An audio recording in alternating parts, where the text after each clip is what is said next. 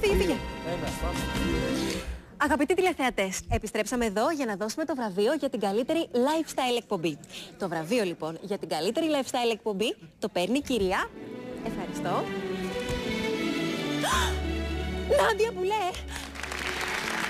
Δεν το πιστεύω. Εγώ! Εμένα θέλατε! Αυτή είναι εγώ την έχω βγάλει. Σας ευχαριστώ πολύ! Ευχαριστία, παιδί μου. Δεν μου μιλάει καν. Καλά σου κάνει. Κατερίνα, το καμαρίνι μου, θα το πάρω μετά. Και τώρα το βραβείο του καλύτερου παρουσιαστή. Αυτό είναι το δικό μου. Παρακαλώ. Ευχαριστώ. Ποιος σου είπε ότι θα το πάρεις εσύ? Γιώργος Λιάγκας. Πρόσεξε, και δεν το έχω στο τίποτα σου τα λιαμπιά. Είσαι αδίστατη. Αλλά σε βεβαιώνω, το βραβείο αυτό θα το πάρω εγώ, ακόμα και με καροτσάκι. Αυτό να δω και τι στον κόσμο. Ώρες της Καρυδάς, Αθηνά Μαράτου. Ας δούμε λοιπόν ποιος είναι ο νικητής.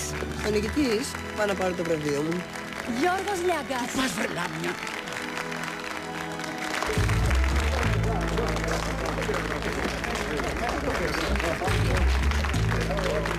Έλα κοριτσάκι μου, σε παρακαλώ, πήγαινε από εκεί. Ας κάνει μας τη χάρη. Αχ, θέλω πάρα πολύ να ευχαριστήσω ιδιαιτέρως το κανάλι μας, το Link TV, που μου έδωσε πάλι την ευκαιρία να επανεμφανιστώ μπροστά από τις κάμερες. Και εγώ, ως κεντρικός παρουσιαστής αυτής της εκπομπής, θα ήθελα πραγματικά να ευχαριστήσω... Κύριε Καρυδά.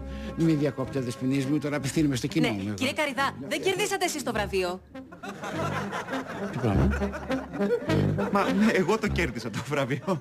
Εσύ? Ναι, εγώ γιατί? Δεν κατάλαβα, δηλαδή είσαι καλύτερος παρουσιαστής από μένα. Προφανώς, για να πάρω το βραβείο. Και από μένα? Μάλλον έτσι είναι τα πράγματα.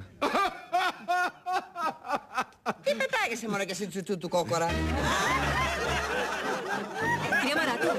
Συγγνώμη, κυρία Μαράτου. Παρακαλώ. Το βραβείο. Το βραβείο.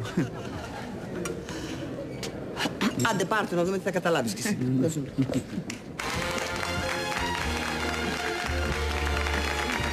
Χρόνο ήταν δικό μου.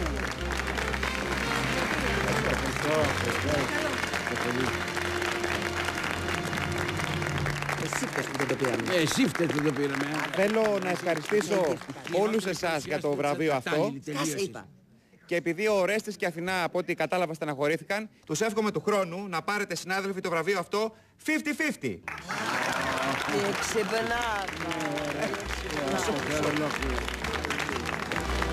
Στημένο ήτανε. Καλά, όχι μόνο. Δεν ήρθε κανένα. Αποτυχία.